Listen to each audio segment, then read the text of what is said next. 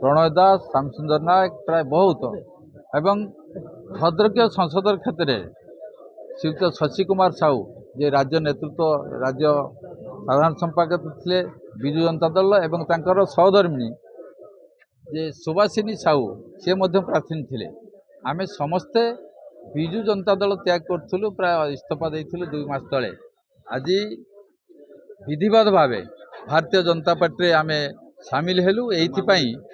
जे आगामी दिन में डबल इंजिन सरकार जे यशस्वी प्रधानमंत्री श्रीयुक्त नरेंद्र मोदी जी जो दृढ़ नेतृत्व विकसित भारत जो आह्वान एवं आम राज्य रे आमर प्रिय मुख्यमंत्री श्रीयुक्त मोहन चरण माझी दृढ़ प्रयास विकसित ओडिशा एवं ता सहित श्रीयुक्त मनमोहन सामल जहाँ नेतृत्व बल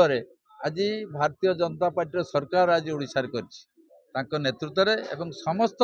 विजु जनता दल राज्य कर्मकर्ता समस्त प्रयास रे आगामी दिन में जो आम ओडिशा प्रदेशर 100 वर्ष पूर्ति आम देखा चाहते 2029 मसीह भारतीय जनता पार्टी पुणी थे द्वितीय बार सरकार ये कर पंचायत निर्वाचन में भल फलाफल हम विशेषकर भद्रक जिले में प्राय कौन नेतृत्व जहाँकर भौगोलिक ज्ञान नहीं से मैंने आज दिन में भद्रक जिले में नेतृत्व नौकरी आगामी दिन में भद्रक जिलार विजु जनता दल कौन नेतृत्व आगामी दिन में संगठन को आगक नहीं पारे केवल गोटे संगठन विजु जनता दल को छाड़देले भारतीय जनता पार्टी आगामी दिन में भद्रक जिले में 1 नंबर दल हम ता सहित सबु निर्वाचन रे भारतीय जनता पार्टी जीत भद्रक जिला कौन विरोधी शून्य हो भविष्य कह आज दिन में जहाँ जना पड़ी आउ प्राय कई नेतृत्व वरिष्ठ नेतृत्व ना आज दिन में अतीत विभिन्न पंचायत समिति चेयरमैन अध्यक्ष जाइछंती आज प्रफुल्ल सामल जे पूर्वतन मंत्री तांकर सुपुत्र जे लुलु सामल जाइछंती एवं तांकर सहित चेयरमैन 4-5 जन जाइछंती आज दिन में पूर्वतन सांसद गले पूर्वतन विधायक गले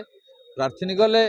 जिला सभापति दायित्व जे थिले जिला परिषदर जे वरिष्ठ नेता जगन्नाथ स्वाई गले एवं जो माने काउंसिलर बंधु माने थिले गले एवं विभिन्न निर्वाचित प्रतिनिधि आज दिन जो माने पंचायत राज व्यवस्था रे चेयरमैन सरपंच अच्छी समिति सभ्य अच्छी जिला परिषद अच्छी पंचायत समिति सभ्य अच्छी टीडी पंचायत समितिर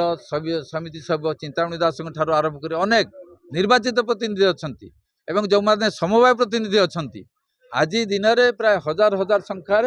जो माने भोट बैंक जो मान पाखे भोट अच्छी से मैंने आज भारतीय जनता पार्टी सामिल हेले आगामी दिन में भद्रक जिला सारा ओडिशा रे भारतीय जनता पार्टी संगठन आउर सुदृढ़ हो।